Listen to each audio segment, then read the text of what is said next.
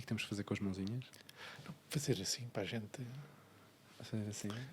para que as pessoas vejam que a gente estamos aqui, os duques. Boa tarde, bem-vindos a mais um episódio do nosso podcast. O meu nome é Hugo. O meu nome é Luís e muito boa tarde para um programa, este sim, muito especial. Este realmente muito especial, episódio 102. Hoje temos um formato diferente. Diferente, sim. É um formato, eu chamar-lhe o formato das mãozinhas. O formato das mãozinhas. Estamos aí cara a cara, pá. Estamos aqui mano a mano. Já há 102 episódios que andámos à espera disto. Ainda estou aqui a ajustar aqui algumas coisas. Peço desculpa. E numa casa particular, quer dizer que não é uma pastelaria. Sim. Não é? A primeira vez que tivemos cara a cara foi em dezembro de 2020. Ou seja, de 102 programas e 2 cara a cara. Impressionante. Meu caro amigo, bem-vindo. A água está uma maravilha. Pá. Água com limão e... Estamos na casa do Hugo, pá, e ele brindou-me com uma água de limão ou lima? Limão e gengibre, e isto é uma maravilha. E realmente refrescante, pá. E corta a sede mesmo. Sim, corta a sede. sim. É a única água que eu posso beber. Ou seja, não é a única água, vamos lá ver uma coisa. Eu bebo água, mas Sim, estávamos a falar disso. com vontade e com quantidade. Ou seja, precisas de sabor na água para beber em quantidade. Sim, mas não quero estar a usar um sabor artificial, não lhe quero pôr açúcares, claro. nem edulcorantes, nem coisas assim, porque não. Claro, quanto mais natural, melhor. Eu já há muitos anos que deixei de beber refrescos. É muito raro. Eu também não bebo. Eu também não bebo muito. É muito raro eu beber. E dentro dessa gama dos refrescos, o único que eu bebo é água tónica. Porque também me ajuda a cortar a sede. Sim. Com limão. Yeah. Com limão ou com lima? E algumas vezes com um bocadinho de gin. Yeah. Muito poucas vezes. Sim, honestamente. Mas muito poucas vezes. Sim, muito poucas vezes. Mas com um bocadinho de gin também ajuda. Sim. Também ajuda. Bom, pessoal, faz falta. Só para... Epá. Oi. O que se passa aqui? Bom, temos aqui temos um setup diferente do habitual. Exato. Muito diferente do habitual. Hoje, pela primeira vez, conseguimos alinhar os astros e arrancar com esta edição cara a cara, mano a mano, uma coisa que já queríamos ter feito há muitos Uma edição de estúdio. Uma edição de estúdio, sim. O que é que acontece é que o setup é diferente, então estamos um pouco sujeitos aos sons exteriores. E não estamos acostumados, quer dizer, mas é bom porque vamos partilhar com os nossos ouvintes e com os nossos espectadores um programa de prova. Sim. Há uma data de anos. Eu tenho que pedir desculpas. Porquê? Porque, não sei se te lembras, não sei em que programa é que foi, que eu tinha dito que no dia em que gravássemos aqui, cara a cara, na tua casa, eu trazia uma garrafa de vinho branco.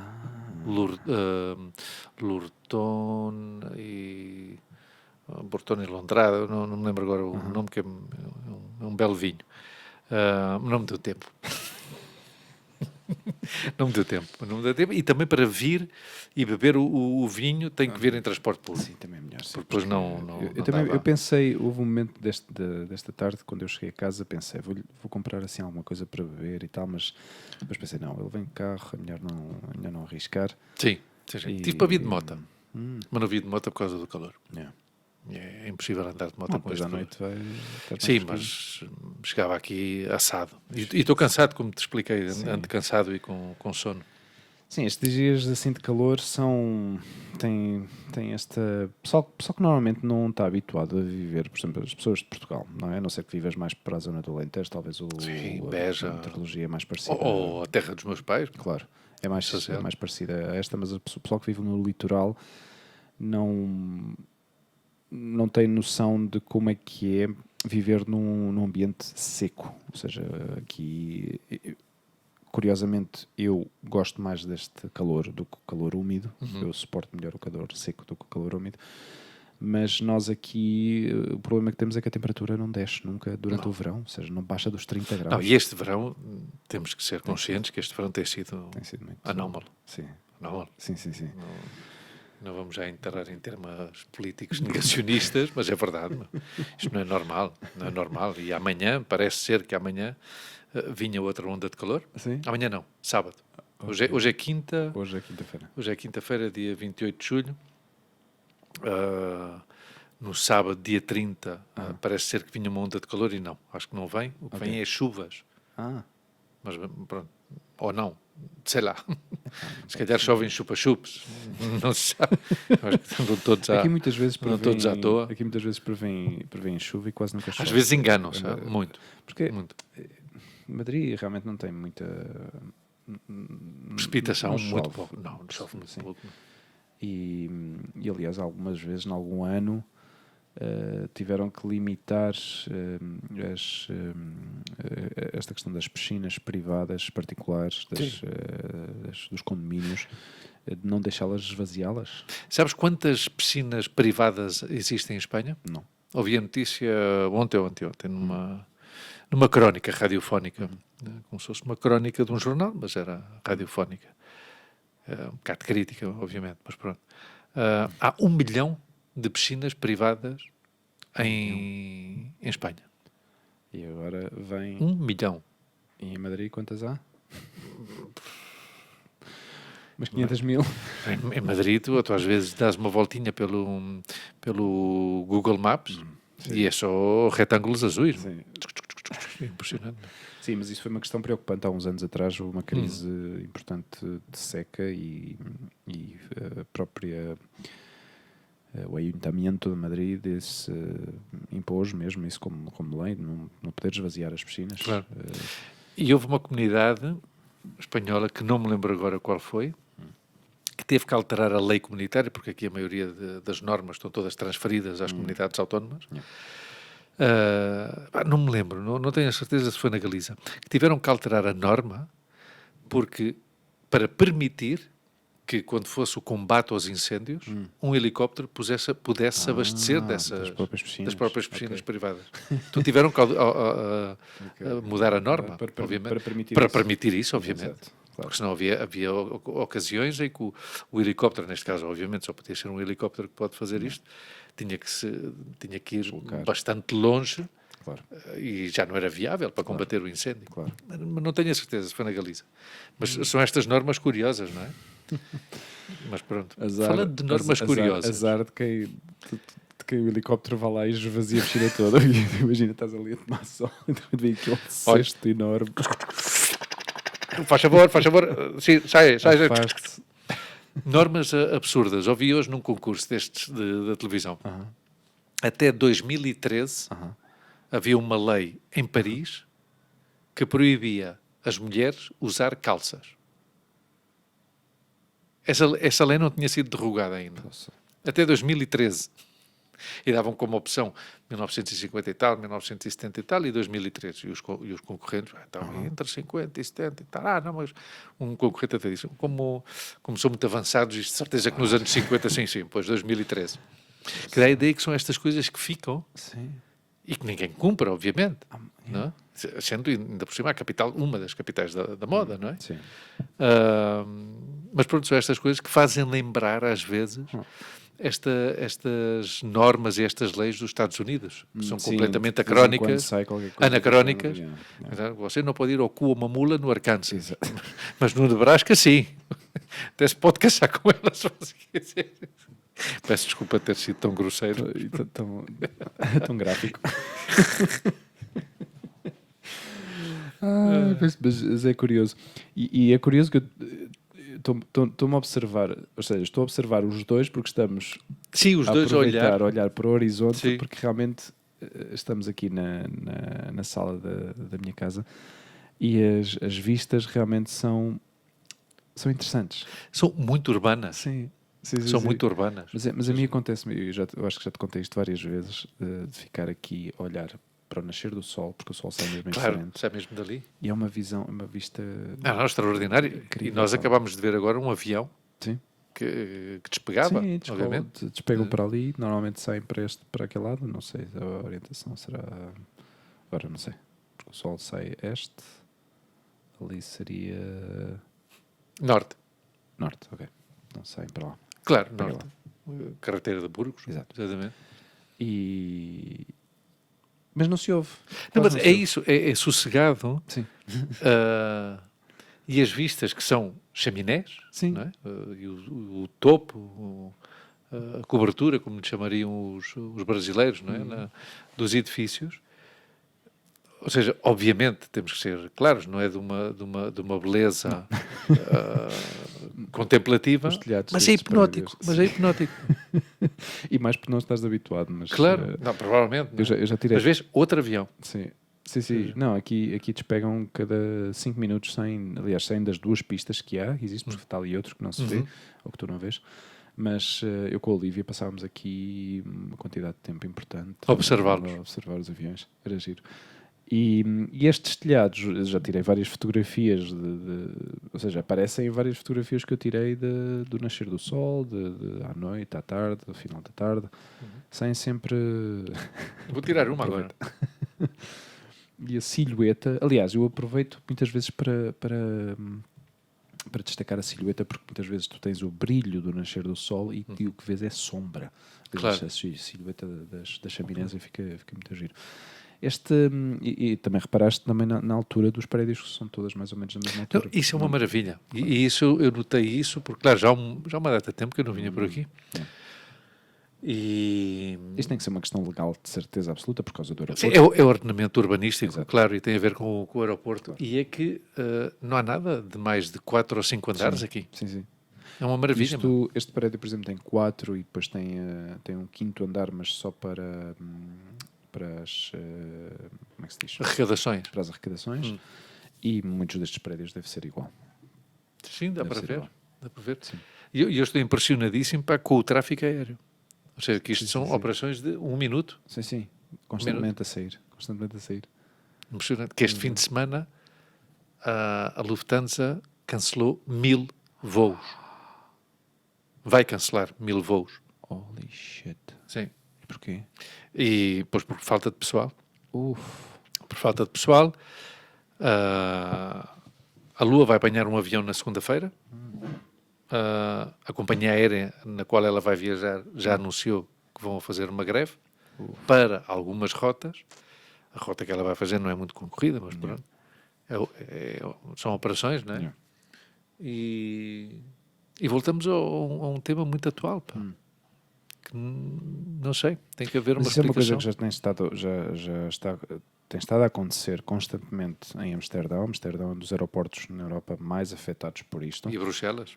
E a mãe da Olivia viajou na semana passada para Amsterdão. Eu disse-lhe diretamente, isso é uma reunião completamente ridícula e absurda de organizar, sabendo perfeitamente a situação em que está esse aeroporto, mandar staff para uma reunião de 1 dia e meio, que nem sequer foram 2 dias completos, foi uma noite, ou seja, foi chegar, jantar, dia seguinte reuniões e ir embora. Ela teve 4 horas para passar a segurança. Claro. 4. Eu já te contei casos de eu receber chamadas de passageiros que dizem, muda-me para o voo a seguir, porque eu estou na bicha há 4 horas e não chego. E não vou passar o controle de segurança. Tem que ser tão aflitivo, pá, tão angustiante. Sim. Porque... Em todos os sentidos, ou seja, em todos os casos, seja uma reunião, uma viagem de trabalho, uma viagem de lazer, é angustiante porque no fim de contas este não é karma, como é que se diz? Este dogma que eu tenho agora ultimamente, que é a questão do tempo, pá, que é o teu tempo, caraças. Sim.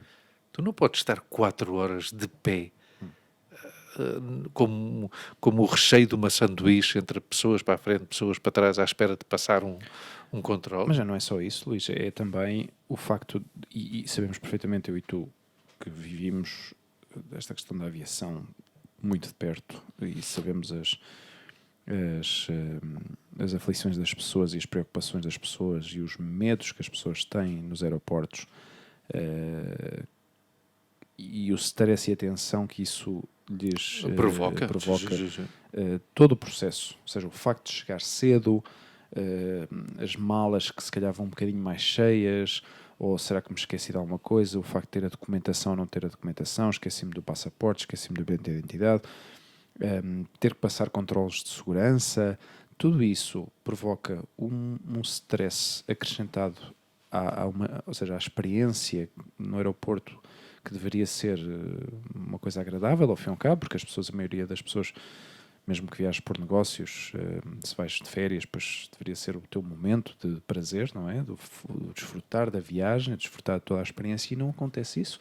Tenho visto, este pouco tempo que eu tenho estado no aeroporto estas noites, já tenho visto histórias de dramas, pá. Sim. Estavam três miúdas chegaram, três miúdas, deviam ter para aí 20 e poucos, chegaram ao nosso balcão, ou seja, nem sequer ao balcão, porque o balcão já estava fechado, mas eu estava a conversar com o duty manager e tínhamos a porta aberta e as raparigas plantaram-se em frente à porta. Mas assim, ficaram lá, assim a olhar para nós, à espera de nós, à nossa espera. E o meu duty manager falou assim, precisam de ajuda? E ele, sim, é que nos disseram que viéssemos aqui para apresentar uma reclamação. Mas assim, muito específico. Aqui. E então, alguém da segurança do aeroporto disse-lhes que subam pelo elevador. A primeira porta que encontrem... Vá para lá. Epá, as miúdas choravam, pá. As miúdas estavam a ponto de chorar. Mas era da vossa companhia aérea? Não tinha nada a ver. Tinha nada a ver com isso. Aliás, foi uma situação muito estranha porque ao fim e ao cabo, normalmente estas coisas eu deixo as pessoas falarem, um pouco para ver se sou capaz de ajudar em alguma coisa ou não, e elas começaram a explicar a situação de que tinham perdido um voo para Valência, mas que tinham um autocarro e que o autocarro não se ia embora, garantiram desde da companhia aérea com que elas iam voar, que o autocarro não ia sem elas. As raparigas chegam ao aeroporto, do autocarro. E precisavam de ir para Valladolid, uma coisa assim, para depois ir para Palência, uma história dramática. E eu pensar, olha, sinto muito, mas aqui eu não posso ser grande ajuda. Eu sei que o pessoal, o staff da AENA, que é o ponto de informação, tem mais recursos, talvez vos possa ajudar em alguma coisa, mas só essa situação já... Tu tentas empatizar com as pessoas, mas há um momento em que tu dizes, não, isto não é a minha história. Mas é assim, obviamente, não é a tua história, mas depois também é frustrante quando começas a receber informações que te confundem ainda mais, não é? Quer dizer, não é culpar o tal de segurança, ou seja, quem for, às vezes suba e tal, e pergunto lá em cima. E a primeira porta, não é? Pergunto lá em cima e a ver quem é que a pode ajudar. Porque isso vai aumentando ainda mais, vai acrescentando frustração em cima de frustração. O comboio, eu cada vez sou mais fã do comboio. Para mim, eu estou de acordo com isso. Para mim é um meio de transporte mais agradável e mais... E a Lua que está em Barcelona agora, foi e vem sozinha, de comboio. É uma terapia de choque, porque ela desde pequenina que tem medo do comboio. Sim, tem uma paranoia que nós subimos ao comboio e ela fica na plataforma ou vice-versa. E separas destes traumas que uma pessoa constrói, obviamente. E ela este ano disse, eu já tenho 16 anos, eu vou-me enfrentar a isto, eu vou sozinha. Lua, se quiseres, não sei, eu vou contigo, conseguimos, não sei, eu vou de carro, deixo-te lá e regresso, ou apanhamos ou vou de comboio contigo. Não, pai, não, que isso é gastar mais dinheiro. E aí foi ela. E então, claro, fomos levá-la ao comboio, à Atocha, que ainda por cima... O comboio, depois já falamos, e os nossos ouvintes devem de saber, as grandes diferenças entre embarcar num avião e embarcar num comboio, não é? E nada, fomos lá, ela passou o controle, não sei o quê, e tal, ainda tinha um bocadinho de espera, nós mantivemos por ali, foi mandando WhatsApps, tipo, já estou aqui, já encontrei o meu vagão, no momento em que abram as portas, mas, olha, um senhor super simpático ajudou-me a subir a mala, pum, já estou sentada, pum, já está. E foi fantástico, porque chegou a Barcelona, os tios estavam a trabalhar, os avós já são muito velhotes para ir buscá-la, chegou, saiu da estação, apanhou o autocarro, e foi para a casa dos avós. Espetáculo. Que maravilha. As diferenças entre embarcar num avião e embarcar no comboio, pá, tu aqui, onde nós vivemos, Sim. a gente pode sair de casa 1 hora antes de sair o comboio. Sim. Mas, Hugo, ir em transporte público. E ir em transporte público. Sim. Porque em transporte público, condições normais, da nossa casa à Atocha são 25 minutos. 25, 30 minutos. Sim. Chegas meia hora antes, entras, passas o controle e entras. Ou seja, 1 hora antes. Pá, nós, para apanhar um avião, ainda por cima agora, com as questões de segurança, falta de pessoal, ou seja, mas fora este cenário atual, antes da pandemia, já sabíamos, mínimo 1h30 tinhas que ir antes, 1h30, mas chegar lá 1h30 antes, acrescenta aí o tempo que tu tens para o trajeto. Claro. E depois é o que tu dizes, mas também aí falamos muito do ponto de vista pessoal, né? Porque a gente gosta do ambiente, para nós é um prazer, não é? Estar no aeroporto e não sei o quê e tal. Mas há pessoas que realmente não gostam. Sofrem muito. Sofrem e que é uma coisa tão estranha, como espaços normalmente tão amplos provocam tanta claustrofobia, porque no fim de contas é verdade, é um território de ninguém que estás aí e que não podes nem ir para a frente nem para trás. Ou seja, já está. E então eu ultimamente, se houvesse a possibilidade de fazer mais trajetos de comboio, é a melhor alternativa. Eu também acho que sim. É a melhor alternativa. Eu, aqui dentro de Espanha, já fui comboio acho que já fui até Barcelona, já fui até Bilbao, até Castellar de la Frontera também. Epá, e é uma maravilha. Até Valladolid também, já fui, Toledo também já fui. Pá, é um show, é uma coisa... Isso tens a sorte, tens claro. Espaço, à vontade, as pessoas e o não sossego, estão pegadas. todo o processo é sossegado. Muito mais, todo o processo é sossegado. Esta questão da segurança, por exemplo, não é? Eu sou a favor de segurança e tem que existir segurança, mas a forma como fazem no aeroporto e a forma como fazem nas estações de comboio é completamente diferente, não é? No aeroporto... É intimidante no aeroporto. Sim. Tira isto. É tudo tira. E no comboio não passas por nenhum arco de metais, a não ser que... Sim, passas, mas passa a tua bagagem, não tu. Certo, exato. Tu passas, a não ser que tenhas assim, se calhar, e um não ar tens que suspeito, descalçar, não tens de tirar o cinto. Não? Pões as tuas malas por um túnel de raio-x, passas e recolhes a mala e segues para a tua porta de embarque. Os aeroportos converteram-se numa inquisição de viagem. Mas num antro de stress, e de dramas. Todos os dias há dramas.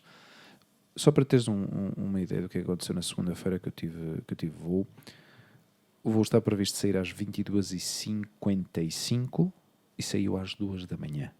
Ou seja, tu imagina a quantidade de pessoas metidas dentro desse avião todas essas horas para fazerem depois uma viagem de 7 horas e pico.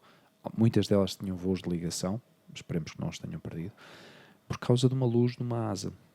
Ou seja, uma das luzes das asas, estas luzes de colisão que existem, não é? Que vão pescando, que se vê em quilómetros de distância, que obviamente sem isso não pode viajar, o avião não pode voar, mas em algum dos checks, ou se calhar durante o voo para cá, sabe-se lá, verificaram que não acendeu, não estava acesa, e então cada asa leva 2, pelos vistos. Então tiraram uma luz para pôr na outra. Com uma luz em cada asa podem voar. Claro, todo esse processo demorou horas, porque depois tens que fazer a gestão, tens que pedir uma plataforma à Iberia, às operações. Bem, tivemos quase 1 hora e pico para conseguir falar com alguém. Olá, e tu estiveste até às 2 da manhã no aeroporto? Eu não estive até às 2 da manhã, mas estive até à meia-noite, porque não sabia se o voo ia ser cancelado ou não. Ou seja, por volta das 11h30 já tínhamos o high lift, ou seja, a plataforma já estava pedida, já estava a caminho do avião, portanto aí disseram, ok, já podes ir. Mas imagina até esse momento sem saber... Plataforma, falas deste tipo elevador, não é? Para o operário... Realmente chama-se um high lift, que é uma plataforma que sobe até mais ou menos à altura das asas do avião para poder fazer... Para o trabalhador poder... Claro, exato. E fizeram... E finalmente chegou por volta das 11h30, 11h45 da noite. E claro, mas havia um risco altíssimo de cancelamento, pá. Imagina 180, eu acho que tínhamos nessa noite 180 passageiros. Desembarcar tudo isso, mandá-los para os hotéis, ver se há disponibilidade nos hotéis. E o sobrecusto para a companhia. Claro. Ter que mudar todas as reservas. Eu já estava a ver a minha vida a dar para trás. Homem, mas pagam horas extras, não? Mas o problema para mim não era esse. Não era. O teu problema era descansar. Isso por um lado, e depois, ou seja, eu já passei por isto. Ou seja, esta situação que eu te estou a descrever, eu já passei por ela há muitos anos atrás. Claro, eu não tinha tanta responsabilidade naquela altura. Claro. Não é? E eu lembro-me perfeitamente de ter terminado o meu horário, o meu turno, voltar para casa, tomar um duche e voltar outra vez para o aeroporto de madrugada. Uau. Ou seja, não ter dormido, ou se calhar dormi uma hora. Sim, mas tinhas 20 Tinha 20 e poucos anos, claro. Isso é outra história completamente diferente, não é? Eu com 22 anos entrava às 6h30 da manhã no hotel e às vezes ia para a cama às 3 da manhã. E às vezes não ia para a cama. Pois. Mas ia trabalhar. Claro, mas vês, isso é uma das coisas que um gajo nota, obviamente, é uma obviedade o que eu vou dizer, que passa o tempo. A tua, já não é a resistência física, é a capacidade de recuperação física que uma pessoa perde. Sim. Obviamente. Horas de sono, cada vez dou mais valor a isso. Ao descansar o suficiente, porque cada manhã parece que acabei. Ou seja, se a minha semana, por exemplo, tem algum tipo de atividade física, neste caso algum jogo de pádel, ou se calhar meti-lhe mais intensidade na piscina, uma coisa assim do género, mas qualquer coisa, ou saio para correr. No dia seguinte noto muito os meus músculos estão... Não, acordas de manhã que parece que tens 2 sacos de areia agarrados às pernas. Mas completamente dorido, pá. E eu pensar, mas o que está a acontecer? E por outro lado, depois outra parte do meu cérebro diz, é a idade, meu cabrão. E isto porque nós não gostamos de drogas. Porque se houvesse tem que haver alguma droga que nos ajude a acordar. Claro. Não? Eu imagino às vezes estes filmes. A minha droga é o café. O café. Das primeiras coisas que realmente faço antes de ir à casa de banho é preparar o café. Tenho que fazer. Aliás, podemos dar uma olhadela à Bialetti. Bialetti. Eu mandei-te a história do engenheiro Bialetti, da família Bialetti. Sim. Fez há pouco tempo, foi o aniversário. Okay. Dessa invenção. Eu imagino que são italianos. Sim. Claro, família. Os italianos, um engenheiro, era um os engenheiro. Italianos, eu acho que são... É destes países onde existe muita contradição, não é? Claro. Por um lado, são génios do design, do bom gosto, invenções como esta, não é? Invenção da máquina expresso, por exemplo. Mas depois, por outro lado, tem um país caótico, que vive no caos. É? Cheio de corrupção, máfia. É um país muito novo ainda. Novo? Claro. E que é curioso, pá. A Itália não tem 160 anos ainda. Como assim? Claro. Ou seja, ok. A Itália celebrou, eu acho que a Itália celebrou há 4 ou 5 anos os 150 anos da unificação do território. Okay. E por isso é que a Itália é o que é, porque há 2 Itálias. Ou seja, o norte de Itália, de Roma para cima, não tem nada a ver com Roma para baixo. E unificou-se. Unificou-se. Mas a história de Itália é curiosíssima. E é interessantíssima. Mas continua a haver 2 Itálias. Está a Itália do Sr. Bialetti, provavelmente, e depois está a outra Itália, que é mais reconhecida por nós, e reconhecível, que é a Itália do Sul, das pessoas como nós. Porque o norte, e há uma disparidade em termos socioeconómicos brutal. Brutal. Ou seja, toda a atividade, eu vejo isso, por exemplo, desde que tenho este trabalho nas viagens corporativas, toda a atividade empresarial e industrial da Itália está no norte. É no norte. Toda. Sim, isso é conhecido. Claro, mas Hugo, mas não há um equilíbrio. Exato. ok. Porque tu aqui em Espanha, por exemplo, que não é um dos melhores exemplos de país super desenvolvido, ou seja o que for, que é um país desenvolvido, obviamente, mas pronto, tens Airbus em Sevilha, tens a construção naval em Cádiz, tens a indústria no norte, tens uma indústria pesqueira e têxtil forte na Galiza, ou seja, digamos que tens muita tecnologia e avanço tecnológico na zona de Valência, que é uma das melhores universidades, a Politécnica de Valência. Então, há um certo equilíbrio, não é? Sim, Na Itália país, é totalmente desequilibrado. Yeah. Totalmente desequilibrado. Está o poder político em Roma, o poder industrial e económico no norte, e o resto, esquece. É o caos. Não, o resto é algo de agricultura, turismo e vamos embora. E máfia. Claro, é assim, meu. Aqui aconteceu qualquer coisa, mas... Deve ter parado. Ok, mas pronto. Deve ter parado. Então é isso, pá. Mas há um aspecto interessante na questão do território. Dá-lhe o botão. Na questão do território. Dá-lhe um toquezinho. Já está, perfeito. fiz. Na questão do território italiano, que é isso, a unificação de Itália. Ok. A unificação de Itália, é como eu te digo, Itália como tal não tem 160 anos. Uau. Eu desconhecia isso. Sim, curioso. Se quiseres mais água, diz-me. Sim. Não, mas agora estou bem, Eu estou bem, pá. Isto, Luís, é... Porra, meu. É como devia ser, sempre, não é? Infelizmente não tivemos 3 anos de um pouco de instabilidade a nível... Estamos no nosso terceiro ano. E é a segunda vez que nos vemos cara a cara a gravar isto, e é a primeira vez que nos vemos mesmo, digamos, num espaço particular. Sim. Porque na cafetaria foi... Sim, era um espaço de outra pessoa e havia Claro. Havia um ambiente, um cenário de entrevista, não é? Sim. No fim de contas, não é? Sim. E tu lembras das sensações que estávamos contagiados daquela energia. Mas também aí juntou-se uma data de coisas. Sim. Foi muito aí recente, depois do desconfinamento. Claro, foi tudo. Eu acho que nós ainda não somos conscientes, ou seja, ainda não temos a capacidade de fazer história, não é? Ou de ler a história. Te referes-te a esse período. Claro, Okay. Ou seja, nós passámos momentos absolutamente estranhos, meu. E traumáticos.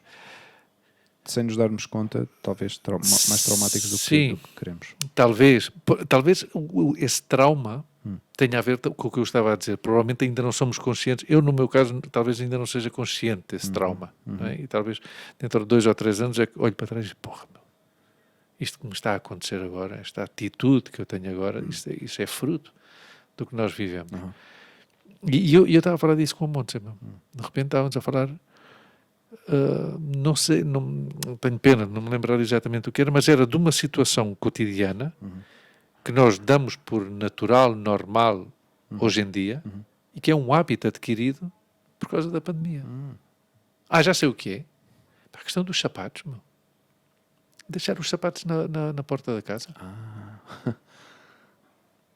Bom, mas isso noutros países é perfeitamente normal. Fantástico. E em outros países, antes da pandemia, já usavam máscaras na rua. Também.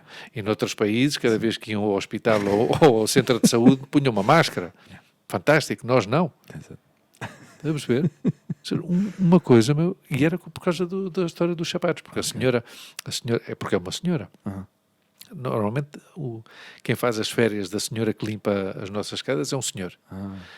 Mas neste caso era uma senhora que é super amável e nós, principalmente a Lua e eu, que somos os mais despistados, chegamos a acumular 2 e 3 pares de sapatos e à entrada.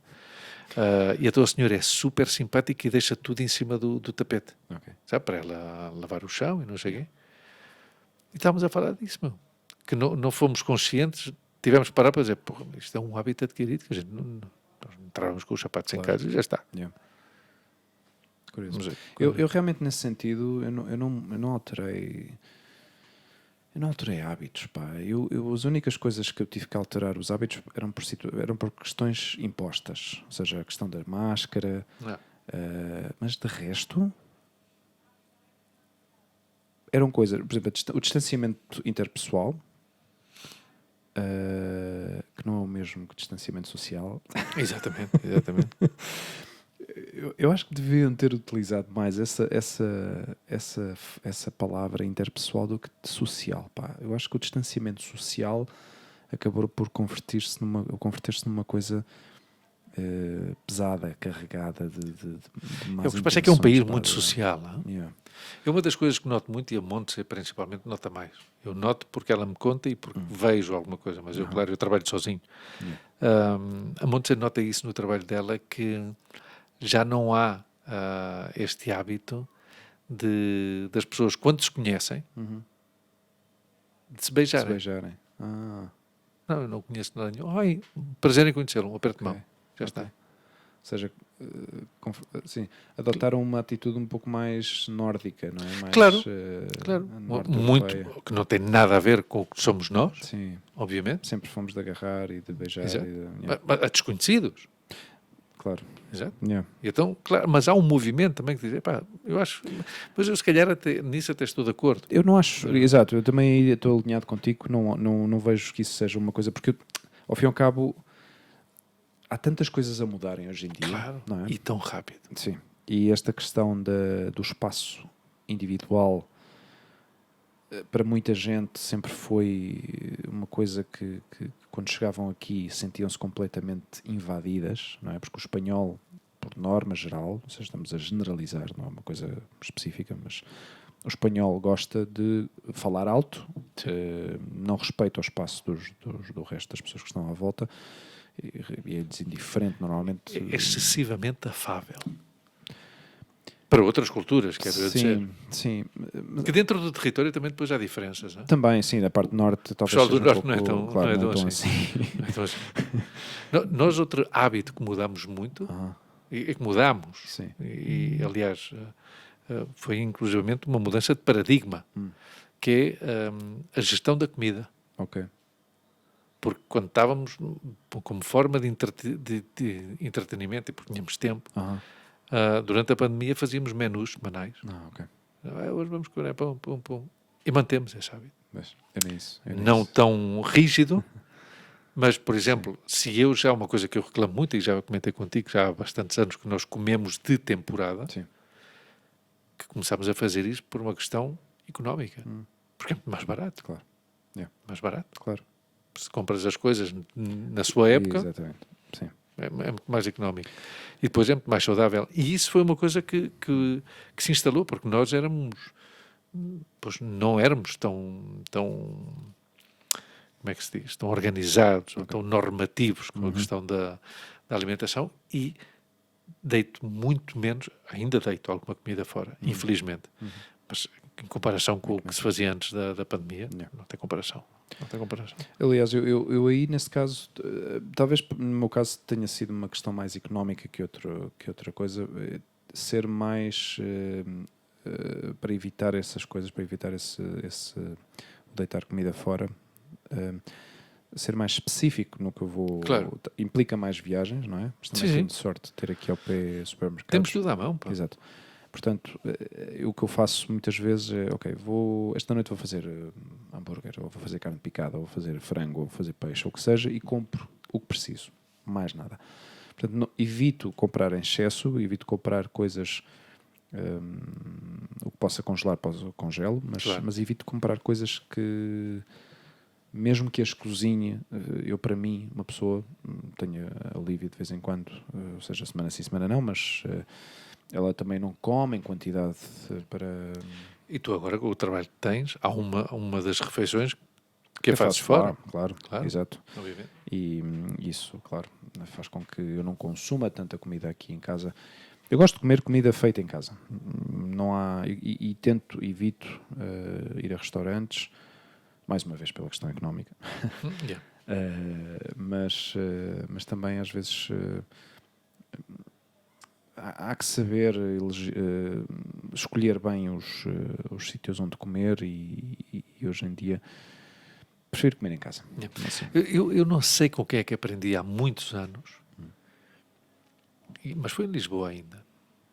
Aprendi, depois fiquei com esse comentário em que que essa pessoa me dizia, para ir a um restaurante comer o mesmo que a gente pode comer em casa, não merece a pena. Agora, merece a pena ir a um restaurante comer algo que ou nós não fazemos normalmente em casa, ou nunca fazemos em casa, porque é uma comida, pois, exótica, ou seja o que for, não é? Mas eu aí reconheço que, obviamente, a questão económica tem muito peso. Se eu pudesse,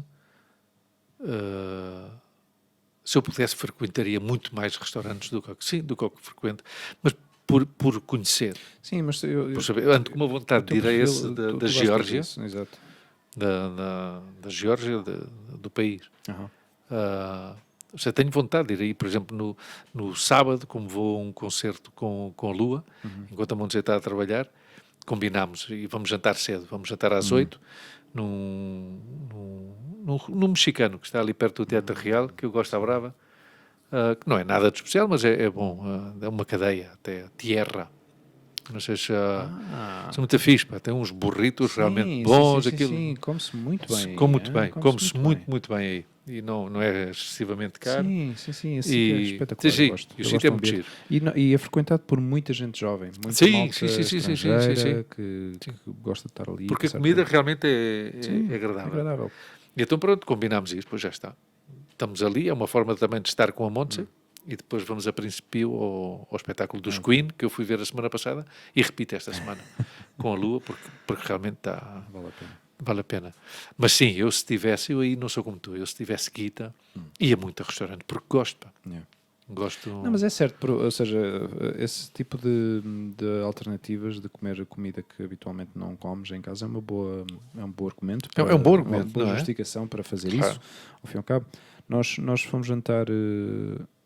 há uns dias atrás, quando é que foi? No sábado, pode ser no sábado, há uma pizzaria que está perto do Retiro e não é nada do outro mundo, mas é agradável, o espaço é agradável, os empregados são agradáveis, e comemos uma pizza, comemos de entrada um queijo burrata, pode ser? Burrata, uma salada de burrata, claro. Pá, que coisa tão boa. Sim.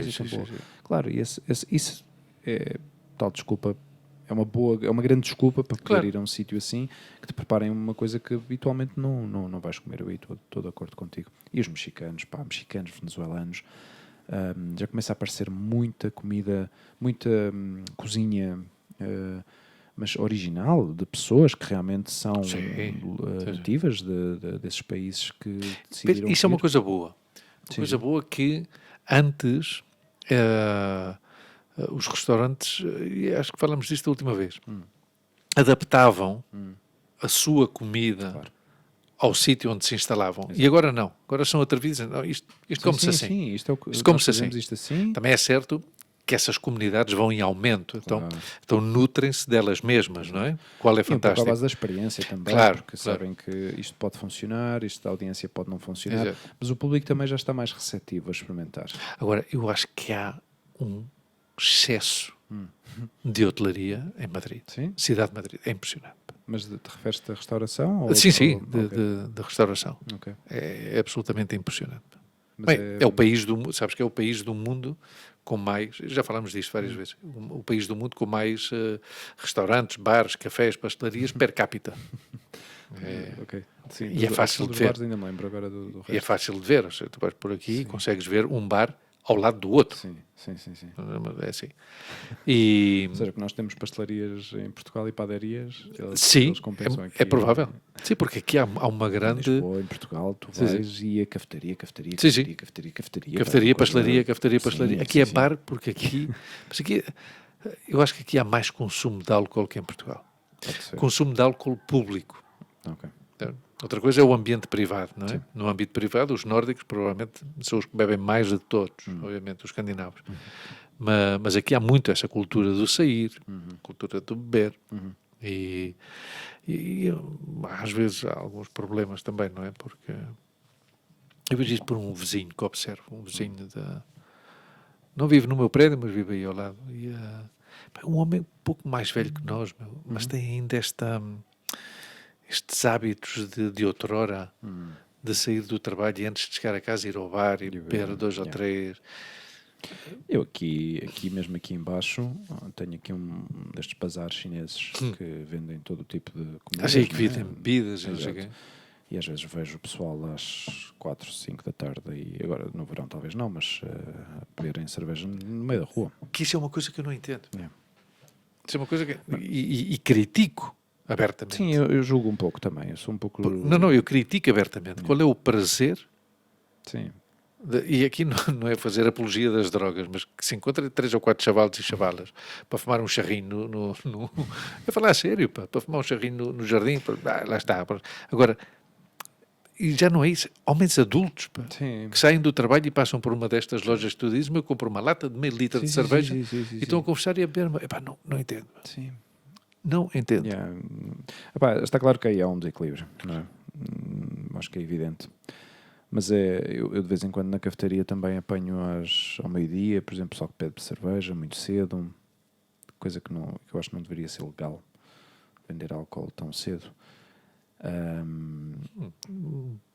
Bom ponto, nunca tinha pensado nisso. Porque eu acho que há sítios... restringir o consumo do álcool, claro, a certas horas a venda ao público, sim, no horário. Sim, eu acho que deveria ser... Eu não sei se em alguns sítios bem, não é assim. Quer dizer, em Madrid, a partir da meia-noite, não se pode vender álcool. Num chinês, por exemplo, não sei o quê. Sabes disso, não? Sim. Não sabia. Sim. Ou seja... E em Inglaterra, eu lembro-me dos verões que fui para lá, era com o tabaco. E então, numa loja qualquer que vendesse tabaco, eles tinham umas persianas que chegava uma hora, aquilo automaticamente fechava. O negócio continuava aberto. Yeah. Podiam vender uma lata de cerveja, mas o tabaco já não vendia. E eu quando vi aquilo foi impressionante, ainda por cima porque eu na altura fumava, mas claro, eu ia carregado de tabaco para lá, porque era impossível comprar tabaco ali. Era impossível. Mas eu acho que essas coisas, por exemplo, deveriam ser mais cuidadosas. Eu já vi pessoal, ou seja, vestidos de fato e gravata, e sabes que trabalham ali, uma empresa conhecida, sim. De cor verde. E vêm e bebem, pedem na hora do almoço, pedem uma cerveja. E não sei, ou seja, não sei se calhar já acabou o turno, mas duvido, não é? Aquela hora, eu acho pouco provável. E se calhar até estamos a ser um bocado extremistas, não é? Porque as pessoas têm... Mas o que se passa é que eu sou muito sensível à questão do álcool. E também porque engana, ou seja, e aqui sim que é um bocado de preconceitos, talvez. Há determinadas drogas que são mais fáceis de disfarçar. Está a perceber? O álcool é algo que é muito evidente.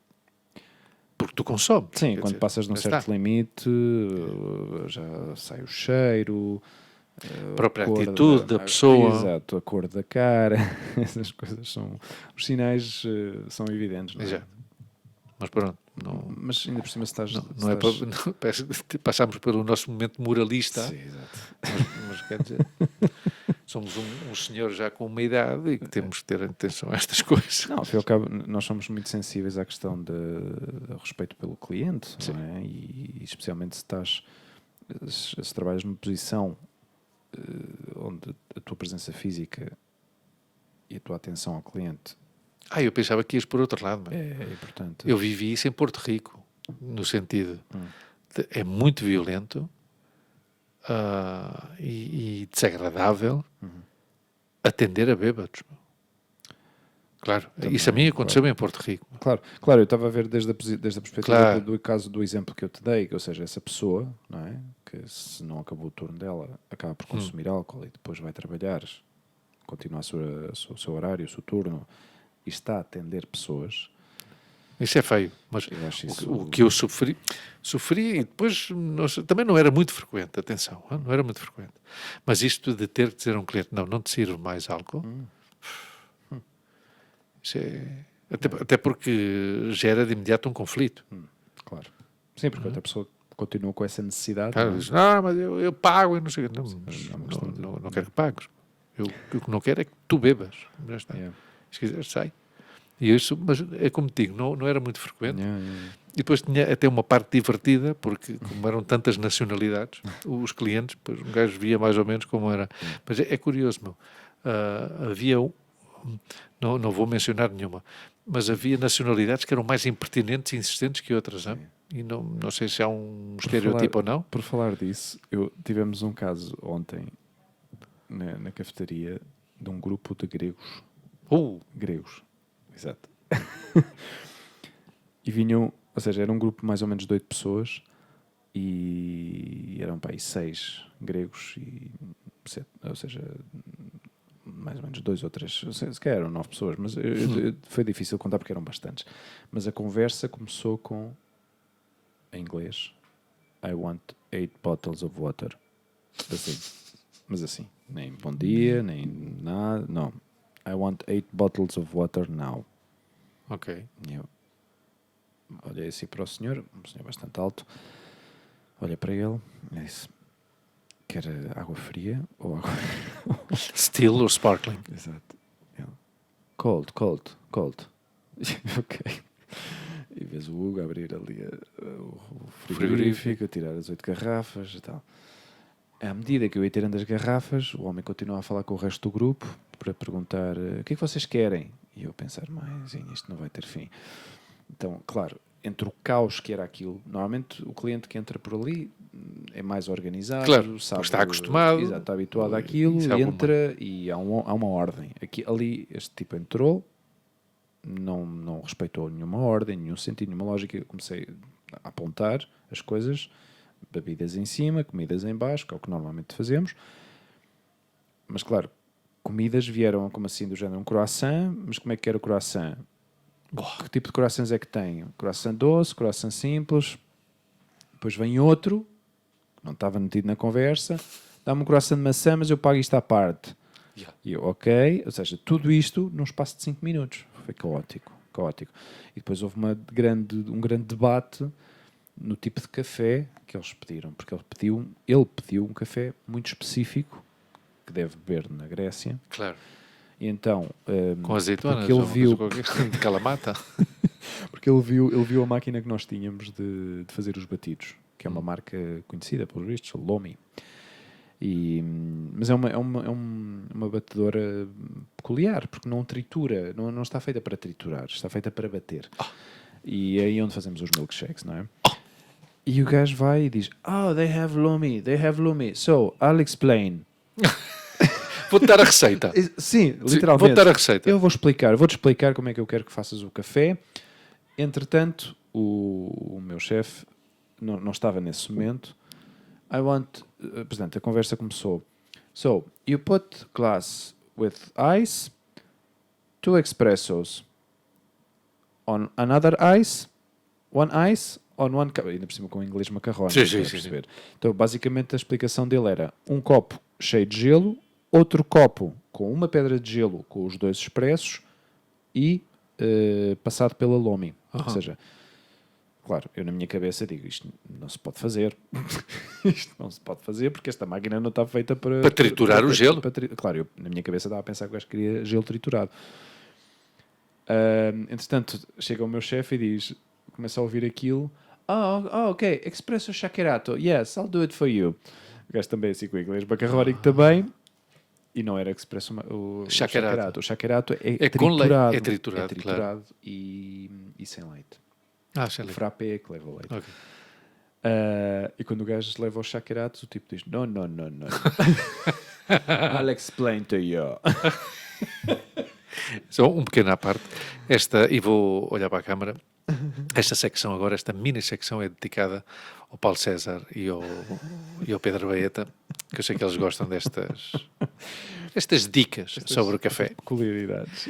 Mas às vezes é curioso, meu. Tu sabes que isso, eu já te contei a minha história, a primeira, quando cheguei à Espanha, o meu primeiro trabalho de empregado de mesa, numa mesa de 6 ou 8 pessoas, se calhar, à hora do almoço, e pediram-me 8 cafés diferentes. Que eu disse, não, isto não pode ser, isto é... E eu fui ao meu chefe, que era marroquino, o chefe de sala, que era marroquino, que ainda por cima foi no meio do Ramadão, um gajo, um mau humor do caralho, vinha uma fome dos diabos, não sei o quê, que ele depois explicou-me que eu não queria. Claro, ia trabalhar no restaurante. Ele disse, não, é assim, em Espanha é assim. Eu, mas não pode. E eu disse, não, mas espera aí, Mohamed, não como é que ele se chamava. Mas é que pediram todos diferentes, ou seja, não há dois cafés iguais. E ele disse, sim, é assim mesmo. Um cortado. Não. Um cortado com leite frio e um cortado com leite quente, um descafeinado de envelope, de saquinho. O que é um descafeinado de sobra? O que é isso? Não sabia. Pois um Nescafé, um galão.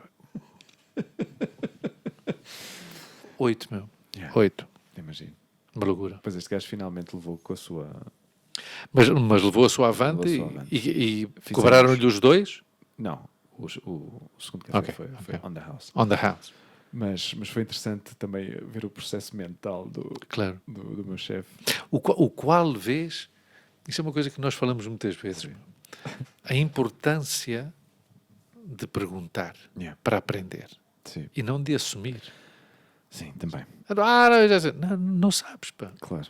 Não sabes. Mas sabes que isto não conheces este senhor, nunca o viste na tua vida. Exato, e o homem disse que tinha trabalhado ou que trabalhava numa cafetaria. O gajo, I know my coffee. Assim com uma voz muito grave. I know my coffee. Era um gajo alto, devia para medir 1,85m ou 1,90m, facilmente. Mas com esta atitude... Claro. Tu sabes que quando quase prepotente. Exatamente. Quando não dominas o idioma... E não queres que te enganem.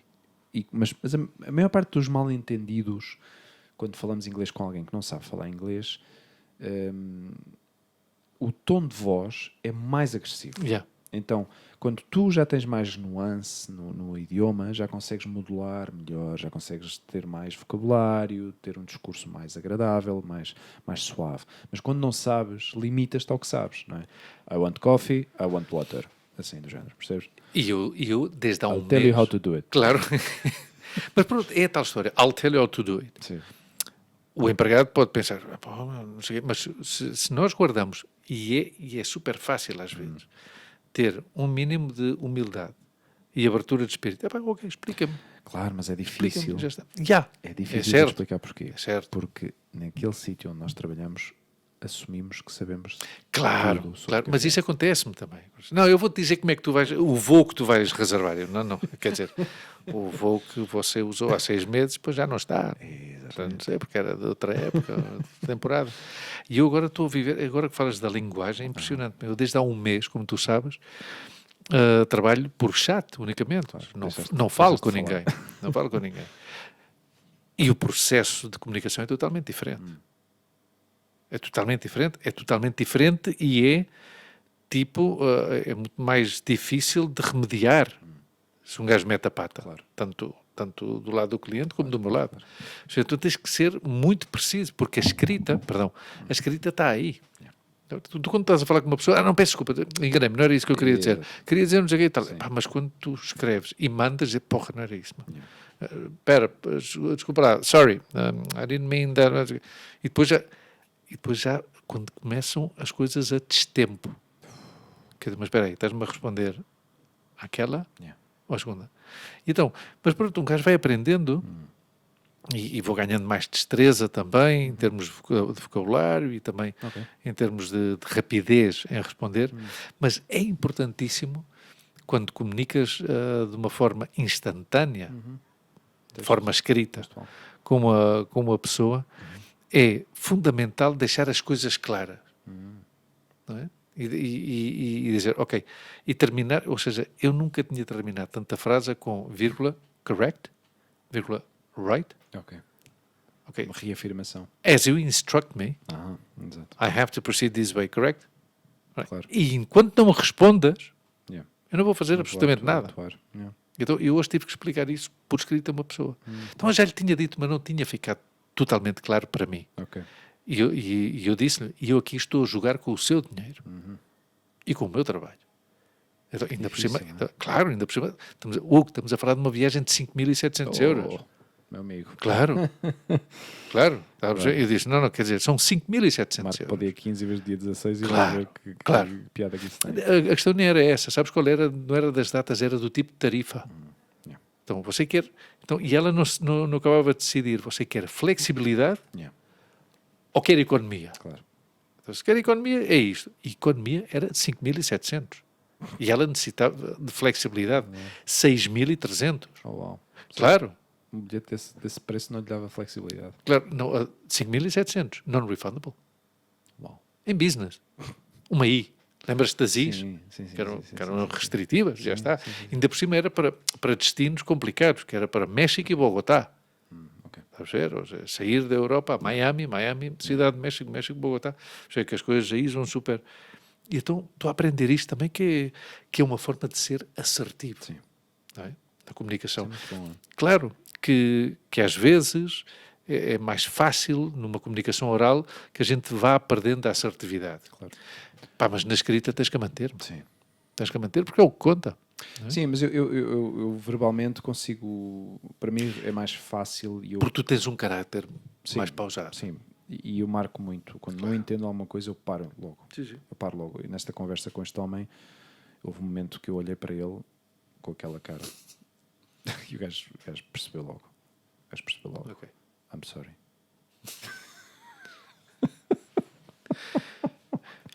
Right now you are touching the testicles of the Então, foi do género. Ignatius Priest. Não. Foi assim. Excuse me, sir. I need to confirm this. So you asked for 3 shakeratos or 4 shakeratos? Claro, naquela altura ainda estávamos nos Nos shakeratos. shakeratos. que também digo uma coisa, o nome é divertido. Eu não gosto. Eu não acho piada nenhuma o nome. Shakerato. Mas pronto. Eu ainda bem que não tenho um negócio em meu nome, porque se tivesse um negócio em meu nome estava bem fodido. Eu acho que tu usarias muito essa norma de este estabelecimento reserva-se o direito à admissão. E impomos isso vigorosamente. Mas eu às vezes vejo certa... especialmente com este tipo de cliente, não é? São clientes muito difíceis, mas o ponto que tu tocaste é muito certo. Ou seja, houve um momento de flexibilidade da nossa parte, não tanto a minha, porque eu deixei a interação depois com o... Caro amigo, eu passo de si, tá? Exatamente. Deixo aqui. Toma as chaves do reino e trata tudo o problema. Isto já não é... It's above my pay grade. E disse-lhe, olha, temos que pôr isto a gravar outra vez. Como é que vai essa? Será que já parou mais tempo? Pois está nas mesmas. Não, tinha parado agora. Okay. Já me estás a lixar. Não sei, peço o que eu estava a dizer? Então, na questão da aprendizagem, ele ficou curioso com a bebida e com a forma de fazer a bebida. Então, por um momento vislumbrou uma possibilidade de introduzir essa bebida. Eu pessoalmente... o teu chefe, refere-se ao teu chefe. Sim, exato. Eu não gostei da bebida. Ou seja, não gostei da maneira... Mas provaste-a? Provei. Não gostei. E fica muito aguado, não? Provavelmente. Não, é uma bebida refrescante, mas o sabor do expresso é demasiado intenso. Estás a ver a bolinha vermelha ou não? Sim, mas escuta uma coisa. Estou a ver. A bolinha vermelha? Eu adoro a bolinha vermelha. A bolinha vermelha está lá, mas também está um countdown. Claro, normal. O tempo que... não é countdown, é count-up. É um count-up. Os minutos que estão a gravar. Sorry. There's a lot of technology here for me. Sim. Isto aqui estamos rodeados de isto é uma maravilha. É uma maravilha. Não, depende. Será que podemos repetir isto? Sim. Acho que sim, foi super. Eu sou muito chato, pá. Eu ainda ando atrás de ti. Eu gostava de um exterior. Temos de fazer o exterior ali. Mas não é ali na tua... Tens um terraço que é uma maravilha. Sim. Uma maravilha. Uma das coisas que mais sim. boa energia me dá nesta casa é a quantidade de luz que entra. E eu sei que a quantidade de luz... significa também a quantidade de temperatura. A temperatura é bastante elevada. Eu acho que estamos aqui pelo menos facilmente a 33, 34 graus. Assim, facilmente. Sim, é provável. Não? É provável agora. Mas ter a possibilidade... Mas vale a pena. Tu sabes que a grande frustração da minha mãe foi nunca ter tido uma casa com varanda. Gostava de ter tido uma varanda. Yeah. Mas é ter a possibilidade de estar em casa e ter a possibilidade de ter um espaço, por muito pequenino que seja, que não é o teu caso, tu tens uns bons quantos metros quadrados aí, de exterior. Ou seja, estar em casa, mas ter essa possibilidade do exterior também. Eu sou um pouco preguiçoso. Talvez, se calhar, quando depois começas a entusiasmar-te e tal, mas eu sou um pouco... eu ia dizer, ou seja, eu vou dizer o que estava a pensar. Sou um pouco anti-plantas. Porquê? Sim, porque eu comentei isso quando cheguei. Um pouco pela questão do trabalho que implica sim. E da dedicação. Não. E não sei até que ponto é que eu estou preparado para ter essa disciplina. Eu acho que poderia fazê-lo, mas eu alguma vez pensei aqui ter para ganhar sombra, em vez de ter um toldo, para ganhar sombra, não sei se árvores assim um pouco mais pequenas, percebes? Mas, sim, uns ciprés de sítios ali. Acho que dê alguma sombra. O que acontece? Esta zona, hoje não é o caso, mas é muito ventosa. Faz muito vento. Muito vento. E às vezes há coisas a voarem. Yeah. Vêm-se coisas por aí. Mas vizinhos e tudo? Ou crianças? Objetos pequenos não identificados. OVNIs. Uns OVNIs. Sim, e vês coisas estranhas a voarem por aí. Não, sério, sopra muito forte. E então dá-me um pouco de medo por causa disso. Não. Pessoal que tem as... Bem, aliás, e se calhar até terás que informar, porque também há umas normas nesse sentido. O gajo não pode pôr uma figueira aqui numa terraça, não é? Não, mas é uma maravilha. Sim. Maravilha. Eu queria-te...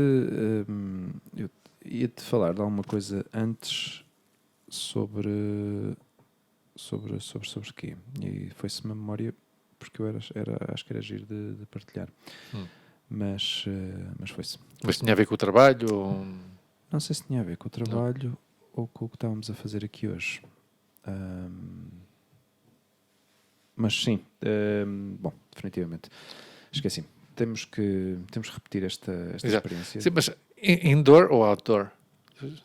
A questão eu acho que tu tens aqui tecnologia suficiente para fazer um bom exterior. Ou seja, sim, mas não posso levar isso tudo lá para fora. Preciso de alimentação externa de um gerador. Claro. Não, mas ouve lá. Quando nós fizemos... Da última vez que nós fizemos o da Pastelaria Lisboa. Na pastelaria levámos os 2 microfones, 2 auscultadores e um gravador digital e já está. Não precisámos de eletricidade, pois não? Nem precisamos de eletricidade, exatamente. Claro. Sim, o gravador funciona com pilhas.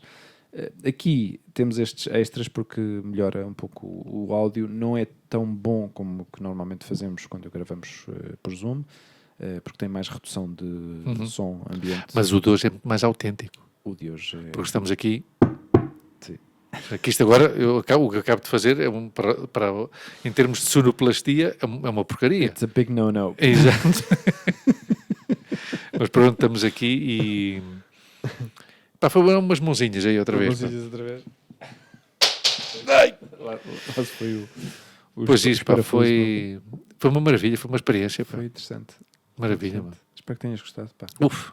Espero que os nossos ouvintes tenham gostado também desta nova... Ouvintes e espectadores. Ouvintes. Bom, os espectadores vamos lá ver. Vamos lá ver, porque houve alguém que se para gravar. Provavelmente. Não, aqui está a bolinha vermelha. Sim, mas não teve sempre a bolinha vermelha.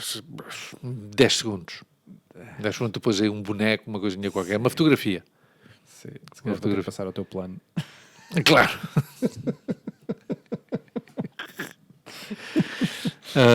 Bacana. O meu plano fica com o logotipo do nosso podcast. Uma maravilha. Isto já está. Já está. It's a wrap. Uma maravilha. O que eu faço sempre em frente ao computador, faço hoje agora aqui. Pá. Força na verga, caralho. Meus caros amigos, espero que tenham gostado. Foi uma experiência nova para nós. Para os que nos ouvem, publicamos... bom, ultimamente estamos assim um pouco... Não estamos a manter a nossa programação. A nossa assiduidade. Exato. No entanto, continuamos. Estamos aqui, estamos vivos e de saúde, felizmente. Exatamente. E para os que nos querem seguir, estamos no Spotify, Apple Podcasts, no iVox e noutras tantas outras plataformas de podcasts. E também nos podem ver, ou podem nos ver, no YouTube. No YouTube, exatamente. YouTube. Pessoal, meu caro amigo, foi um prazer. Fiz, não? Maravilha. Apagamos motores. Até para a semana. Até para a semana. Agora dou-lhe aqui outra vez no botão, não é? Podes dar ao botão se quiseres. Para a bolinha vermelha ir embora. Que isto teve a gravar sempre. Okay, claro. Tchau. Tchau.